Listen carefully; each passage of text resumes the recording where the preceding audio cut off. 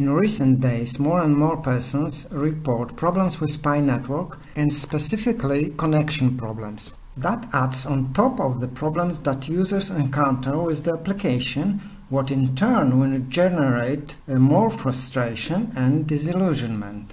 When you see such a ring going forever or appears information stating there are problems with server and you should return later, it has two major effects.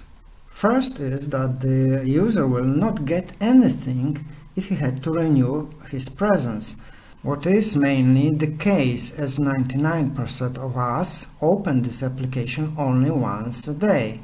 Second, that such things discourage people. They just do not have enough patience to try and retry forever.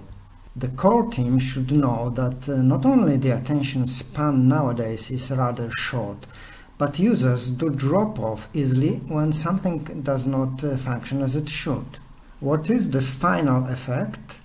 Not only, in average, only 50% of those who remain is active, but there is increasing number of those who think that this project will not fly. Also because there are many other things that don't work at Pi network.